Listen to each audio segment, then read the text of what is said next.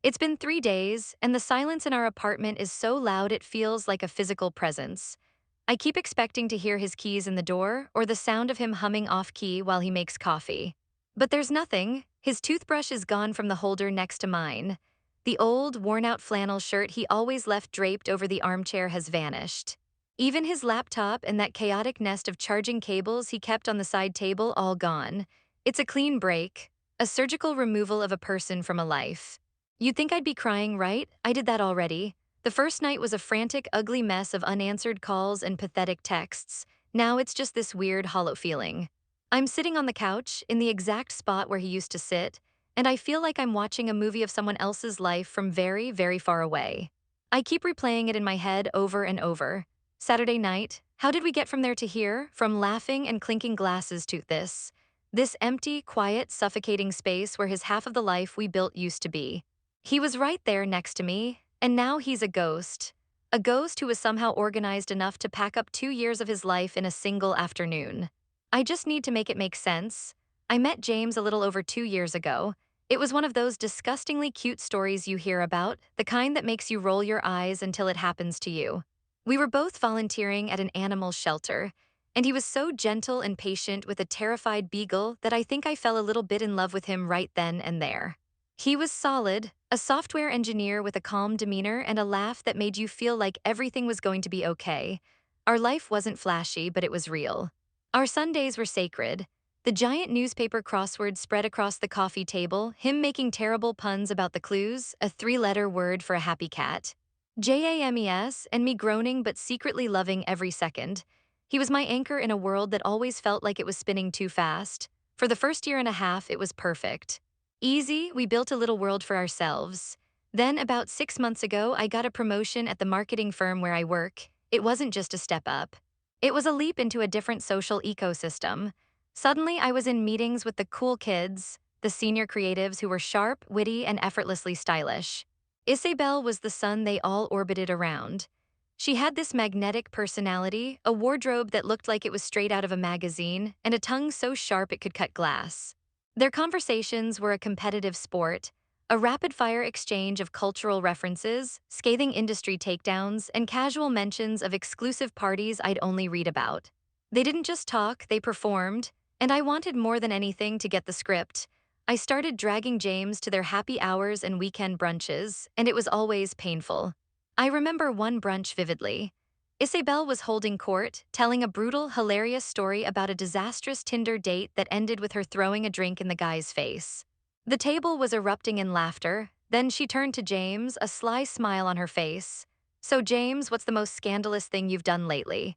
"Binge watch a whole season of a PBS documentary?" The question was dripping with condescension, framed as a joke so he couldn't get offended.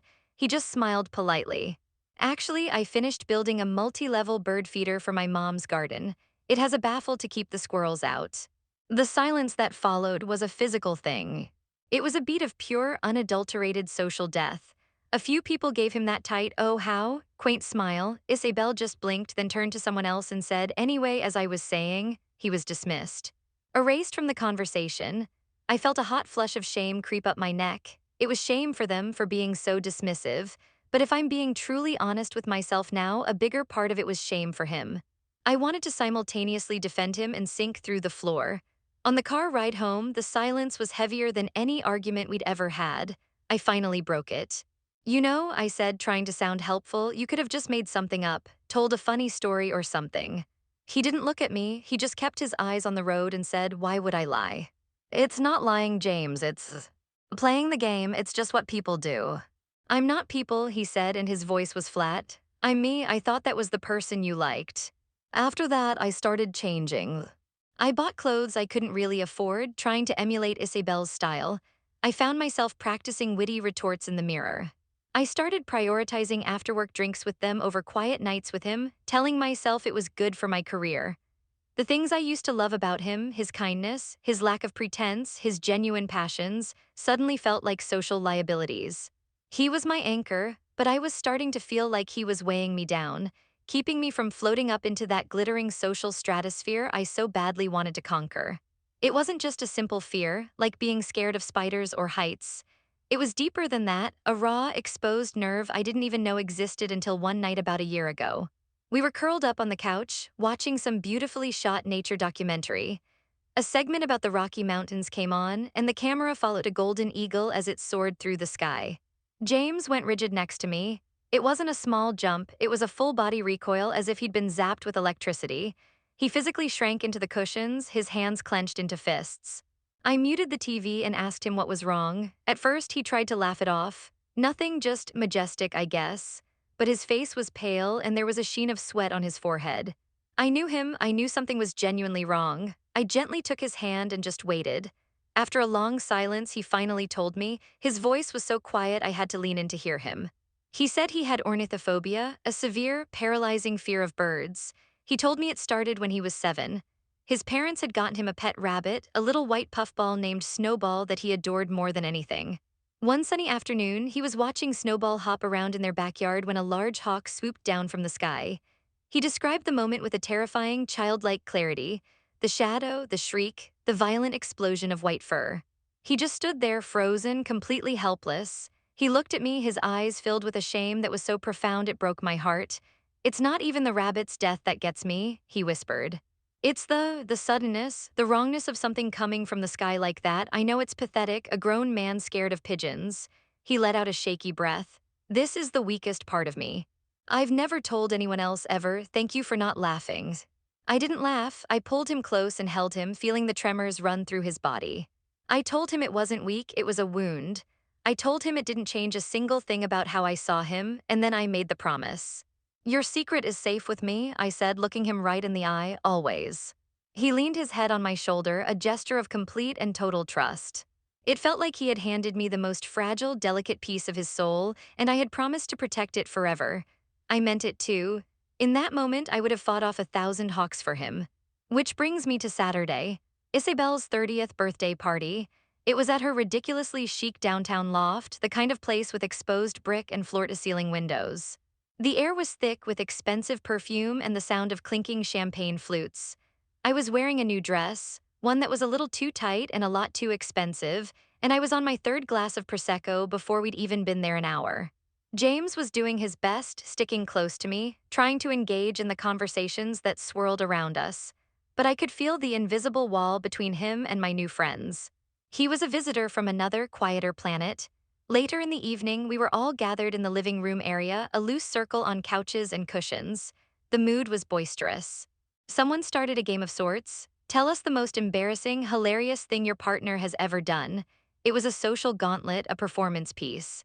Isabel kicked it off with a story about her boyfriend accidentally sending a sext meant for her to his entire family group chat. The story was brutal, but everyone howled with laughter. Her boyfriend, a guy named Oliver, just sat there grinning, playing the part of the good-natured buffoon. One by one, people took their turns, each story trying to one-up the last in a symphony of good-natured humiliation. Then Isabel's eyes landed on me. "Veronica, your turn. James seems so perfect, there has to be something." Panic flared in my chest, a cold, sudden wave of it, all eyes were on me. I felt like I was on stage, the spotlight searing my skin. My mind went blank. I didn't have a story. James and I didn't do that. Our embarrassing moments were small and private, not public fodder.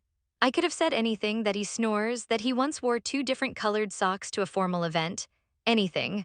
But my Prosecco-soaked brain, desperate for their approval, for that sweet, addictive hit of belonging, went somewhere else. It went to the darkest, most protected corner of our shared life, and it ripped the secret out into the open. "Oh my God, you guys won't believe this." I started, my voice a little too loud, a little too eager. "I put on a show." I stood up, using my hands for dramatic effect. I described a time we'd been walking through the park and a flock of pigeons had suddenly taken flight. But I didn't tell it with compassion, I twisted it into a caricature. "He literally screamed," I said, mimicking a high-pitched shriek that made a few people chuckle. "I'm not kidding." He ducked and covered his head like it was a scene from a Hitchcock movie. He almost knocked over a little kid's ice cream cone to get away from them. Pigeons, can you imagine? I embellished. I lied. I painted him as a cowardly, ridiculous manchild, terrified of the most harmless birds in the city. I described his face, his posture, his panic, all for the punchline. And it landed. The room exploded with laughter. It was the loudest, most validating sound I had ever heard. Isabel was wiping tears from her eyes, leaning against Oliver. That's priceless, a grown man scared of pigeons, she gasped. In that moment, bathed in the warmth of their laughter and approval, I felt like I had finally, truly arrived.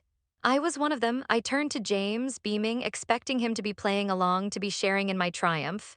But he wasn't. He was just sitting there, completely still. The color had drained from his face. He looked like he'd been struck. His eyes met mine, and what I saw in them wasn't anger or hurt, it was worse. It was a look of such profound, ice-cold disappointment that it sobered me up instantly. It was the look you give a stranger who has just revealed themselves to be a monster. He didn't say a word, he didn't make a scene. He just stood up, calmly placed his half-empty glass on the coffee table and walked out of the apartment. The front door clicked shut behind him, and in the sudden vacuum of his absence, the laughter in the room felt ugly and cruel. For a few minutes, I just stood there frozen. The laughter died down, replaced by a slightly awkward shuffling. Isabel patted my arm. Don't worry about it, V. He's probably just embarrassed. He'll get over it. I nodded, letting her words become my reality. Yeah, that's all it was. He was just being sensitive. He'd go home, cool off, and in the morning I'd apologize and he'd grumble a bit and then we'd be fine. We were always fine. I forced a smile, grabbed another glass of Prosecco, and threw myself back into the party, determined to believe my own lie. But annoying unease started to eat at me. I kept checking my phone, no texts, no missed calls. When I finally left the party a couple of hours later, the walk home felt unnervingly long. When I opened our apartment door, the first thing I noticed was the quiet. It was a different kind of quiet than before. It was empty. I called his name, nothing. I walked into the bedroom and my stomach dropped. His duffel bag, the one he used for weekend trips, was gone from the top of the closet. The drawers of his dresser were slightly ajar. I pulled one open, empty, another empty, panic real and sharp clawed its way up my throat. I grabbed my phone and called him, straight to voicemail. I called again, voicemail. I sent a frantic string of texts. James, where are you? Please call me. I'm so sorry, it was a stupid joke, I was drunk. This is ridiculous, you can't just leave without talking to me. James, please. I'm scared. The three little dots never appeared. The messages just sat there, delivered but unread, monuments to my own stupidity. I spent the rest of the night pacing the apartment, a frantic, caged animal jumping at every sound from the hallway. But the key never turned in the lock. The next morning, I woke up on the couch with a pounding headache and a heart full of dread. The first thing I did was check my phone, nothing. Then I went to check his Instagram to see if he was online, and that's when I saw it, user not found. My blood ran cold. I checked Facebook, we were no longer friends. I couldn't even search for his profile, he had blocked me. Everywhere, there was no argument, no screaming match, no tearful confrontation where I could beg and plead and promise to be better. He had just cut the cord. He performed a digital amputation, severing every connection we had with a few clean, silent clicks. He hadn't just left our apartment. He had systematically and efficiently erased himself from my life. The finality of it was more brutal than any angry words could ever be. In the days that followed, I tried to get answers. I texted our mutual friends trying to sound casual. Hey, have you heard from James? He's not answering his phone. The responses were cagey and distant. Yeah, he's okay. Just needs some space, I think. They were polite, but it was clear a wall had gone up. I was on the outside. Desperate, I called Isabel, hoping for a dose of the righteous indignation I felt I deserved.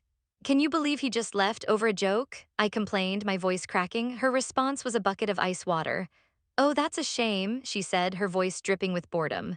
Listen, V, I've got to run to a meeting, but seriously, that sounds like a you guys problem. And just like that, I understood. I wasn't one of them, I was just the entertainment. And the show was over. The final blow came yesterday. I was cleaning, or rather, just moving things around in a haze of misery when I found a folder tucked away in his desk drawer. It was full of printouts, flight confirmations to Italy, a reservation for a little villa in Tuscany with a private garden, a receipt from a jewelry store dated 2 weeks ago for an item that cost more than my car. The trip was for next month, for our anniversary. Staring at those papers, the full weight of what I had done crashed down on me. He wasn't just my boyfriend. He was building a future with me. A beautiful, thoughtful, detailed future.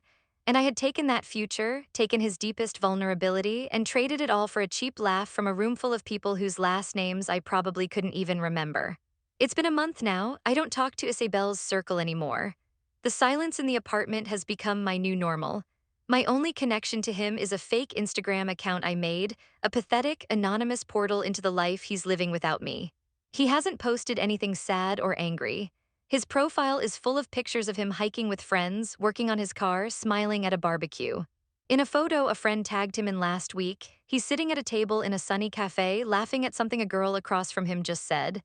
He looks lighter, he looks free, and me. I'm the clown who performed her one big trick. I got my round of applause. And now I'm sitting alone in the dark, long after the audience has gone home, endlessly refreshing a screen, watching the man I love live the life we were supposed to have together from a distance. Trapped in a digital hell of my own makings.